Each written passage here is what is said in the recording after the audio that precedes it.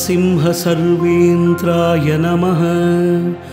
ॐ ओंकारोद्यानकोकिलाय नमः। ॐ ओंकारनीटसुखराजे नमः। ॐ ओंकारारण्यकुञ्जराय नमः। ॐ नकराजसुराजानये नमः। ॐ नकराजनिजालयाय नमः। ॐ नवमाणिक्यमालाढ्याय नमः। ॐ नवचन्द्रसिकामणये नमः। ॐ नन्दिताशेषमौनीन्द्राय नमः। ॐ नन्दीशादिमदेशिकाय नमः। ॐ मोहानलसुधासाराय नमः। ॐ मोहाम्बुजसुधाकाराय नमः। ॐ मोहान्धकारधारणये नमः। ॐ मोहोत्फलनपोमणये नमः। ॐ भक्तज्ञानाप्तिशीतांशवे नमः। ॐ भक्ताज्ञाननतॄणानलाय नमः। ॐ भक्ताम्भोजसहस्रांशवे नमः। ॐ भक्तकेकिकनागनाय नमः। ॐ भक्तकैरवराकेन्दवे नमः। ॐ भक्तशोकनिवारकाय नमः। ॐ गजाननादिसम्पूज्याय नमः। ॐ गजसर्मोज्ज्वालाकृतये नमः। ॐ गङ्गाधवलदिव्याङ्गाय नमः। ॐ गङ्गापङ्गलसज्जडाय नमः। ॐ गगनाम्बरसंवीताय नमः। ॐ गगनामुक्तमूर्तजाय नमः। ॐ वदनाब्जजिदाब्जश्रिये नमः। ॐ वदनेन्दुस्फरमधीशाय नमः। ॐ वरदानैकनिभुणाय नमः। ॐ वरवीणोज्ज्वलसत्काय नमः। ॐ वनवाससमुल्लासाय नमः। ॐ वनवीरैकलोलुभाय नमः। ॐ तेजः पुञ्जगनाकाराय नमः। ॐ तेजः सामविभाषकाय नमः। ॐ विदायानां तेजप्रदाय नमः। ॐ तेजोमयनिजाश्रयाय नमः। ॐ तमितानङ्गसङ्ग्रामाय नमः। ॐ दरहाससुधासिन्धवे नमः। ॐ धरणीजनसेविताय नमः। ॐ दरिद्रधनचेवतये नमः। ॐ क्षीरेन्दुस्फटिकाकाराय नमः। ॐ क्षीरेन्दुमुकुटोज्ज्वलाय नमः। ॐ क्षीरोपहाररसिकाय नमः। ॐ क्षिभ्रैश्वर्यफलप्रदाय नमः। ॐ नानाभरणमुक्ताङ्गाय नमः। ॐ नारीसम्मोहनाकृतये नमः। ॐ नादब्रह्म सास्वादिने नमः। ॐ नागभूषणभूषिताय नमः। ॐ मूर्तिनिन्दितकन्दर्पाय नमः। ॐ मूर्तामूर्तजगत्वभुषे नमः। ॐ मूकाज्ञानतमोपानवे नमः। ॐ मूर्तिमत्कल्पपादपाय नमः। ॐ दरुणादित्यसङ्गाचाय नमः। ॐ दन्त्रीवरदानतत्पराय नमः। ॐ तरुमूलैकनिलयाय नमः। ॐ तप्तजाम्बूनदप्रदाय नमः। ॐ तत्त्वपुस्तोल्लसत्पाणवे नमः। ॐ तपनोडुबलोचनाय नमः। ॐ यमस्सन्नुतसत्कीर्तये नमः। ॐ यमस्संयुताय नमः। ॐ यतिरूपधराय मौनिने नमः। ॐ यतीन्द्रो भास्यविग्रहाय नमः। ॐ मन्दारहाररुचिराय नमः। ॐ मधुरायुधसुन्दराय नमः। ॐ मन्दस्मितलसत्वक्त्राय नमः। ॐ मथुराधरवल्लभाय नमः। ॐ मञ्जीरमञ्जुपादाब्जाय नमः। ॐ मणिपट्टोल्लसत्कटवे नमः। ॐ हस्ताङ्गुरिदचिन्मुद्राय नमः। ॐ हठयोगपरमोत्तमाय नमः। ॐ अंसजव्याक्षमालाढ्याय नमः। ॐ अंसेन्द्राराध्यपादुकाय नमः। ॐ मेषशृङ्गमनोहराय नमः। ॐ मेदाङ्गुरालहलाक्रयाय नमः। ॐ मेदापक्वफलद्रुमाय नमः। ॐ धार्मिकान्तगुहावासाय नमः। ॐ धर्ममार्गप्रवर्तकाय नमः। ॐ धर्मत्रयनिजारामाय नमः। ॐ धर्मोत्तममनोरथाय नमः। ॐ प्रबोधोत्कारदीपश्रिये नमः। ॐ प्रकाशितजगत्राय नमः। ॐ प्रजाबालसंरक्षकाय नमः।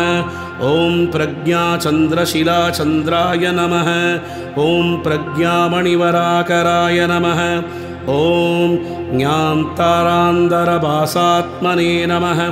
ॐ ज्ञातृज्ञादिवितूरकाय नमः। ॐ ज्ञानज्ञात्वैतदिव्याङ्गाय नमः। ॐ ज्ञातृज्ञानिकुलाकताय नमः। ॐ प्रपन्नपारिजाताकृताय नमः। ॐ प्रणतार्त्यप्तिपाटलाय नमः। ॐ भूतानां प्रमाणभूताय नमः। ॐ प्रपञ्चवीतकारकाय नमः। ॐ यत्तत्त्वंसि संवेद्याय नमः। ॐ यक्षकेयात्मवैभवाय नमः। ॐ यज्ञादिदेवतामूर्तये नमः। ॐ यजमानवबुर्धाराय नमः। ॐ क्षत्राधिपतिविश्वेशाय नमः। ॐ छत्रशामरसेविताय नमः। ॐ छन्दशास्त्रादिनिपुणाय नमः। ॐ चलजात्यादिदूरकाय नमः। ॐ स्वाभाविकसूरवैकात्मने नमः। ॐ स्वानुपुत्रसौददये नमः। ॐ स्वराज्यसम्बद्धत्यक्षाय नमः। ॐ स्वात्माराममहामतये नमः। ॐ हाटकापजटाजूटाय नमः। ॐ हासोदस्दारिमण्डलाय नमः। ॐ हालाहलो ज्वलकलाय नमः। ॐ हारायुतमनोहराय नमः। ॐ ओंकारसिंहसर्वेन्द्राय नमः। ॐ ओंकारोद्यानकोकिलाय नमः। ॐ ओंकारनीटसुखराजे नमः। ॐ ओंकारारण्यकुञ्जराय नमः। ॐ नकराजसुराजानये नमः। ॐ नकराजनिजालयाय नमः। ॐ नवमाणिक्यमालाढ्याय नमः।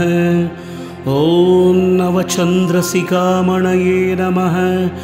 ॐ नन्दिताशेषमौनीन्द्राय नमः।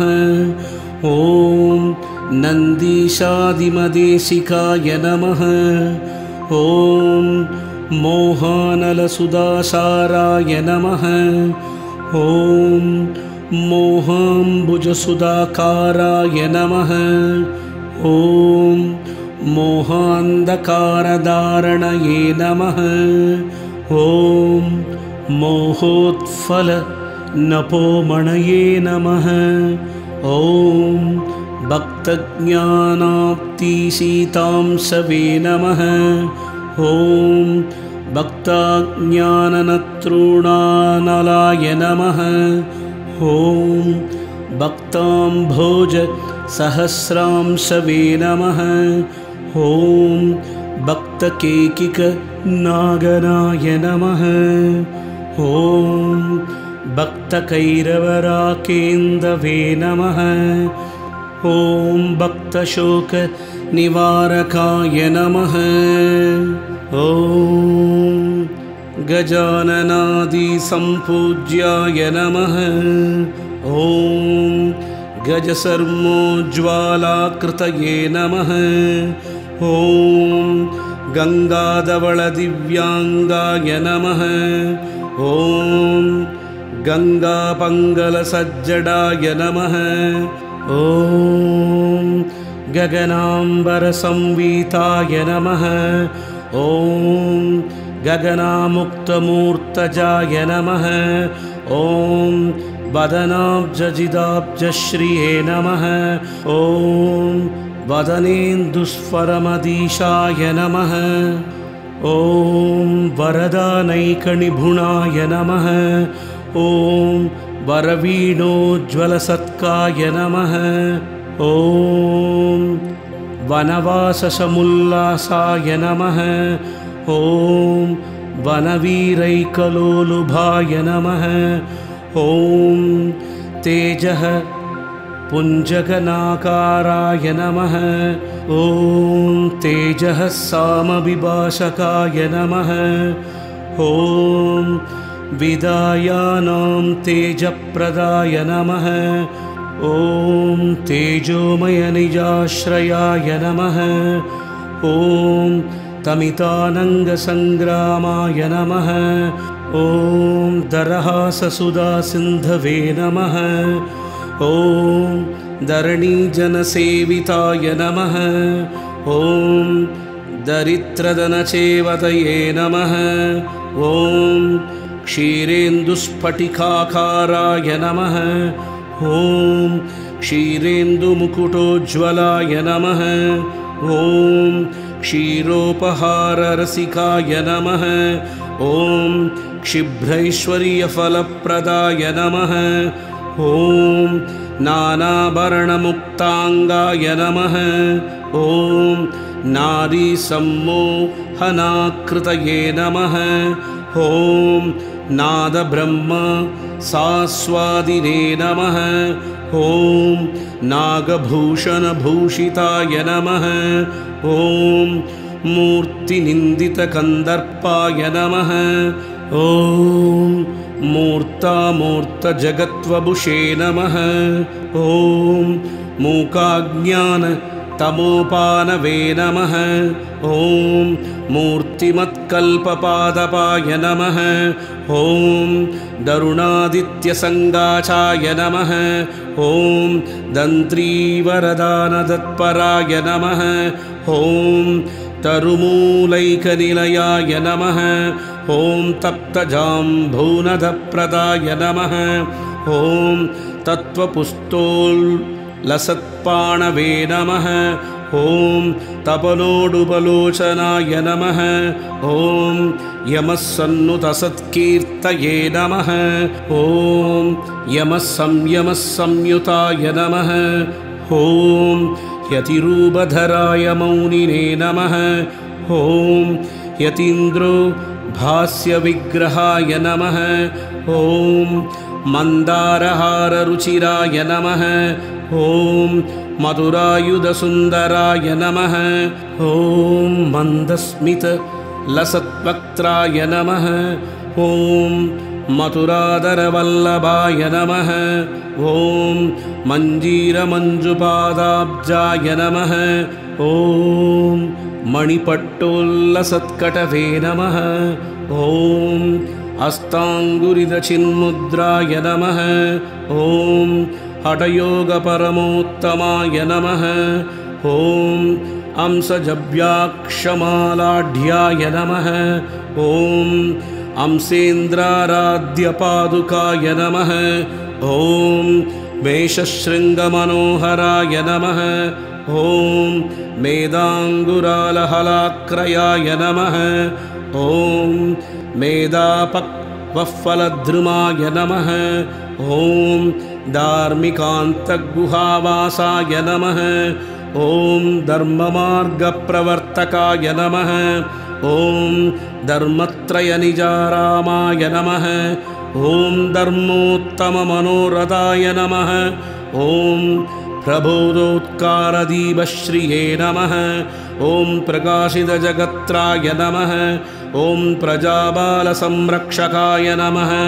ॐ प्रज्ञाचन्द्रशिलाचन्द्राय नमः। ॐ प्रज्ञामणिवराकराय नमः। ॐ ज्ञान्तारान्दरभासात्मने नमः। ॐ ज्ञातृज्ञादिवितूरकाय नमः। ॐ ज्ञानज्ञात्वैतदिव्याङ्गाय नमः। ॐ ज्ञातृज्ञानिकुलाकताय नमः। ॐ प्रपन्नपारिजाताकृताय नमः। ॐ प्रणतार्त्यप्तिपाटलाय नमः। ॐ भूतानां प्रमाणभूताय नमः। ॐ प्रपञ्चवीतकारकाय नमः। ॐ यत्तत्त्वंसि संवेद्याय नमः।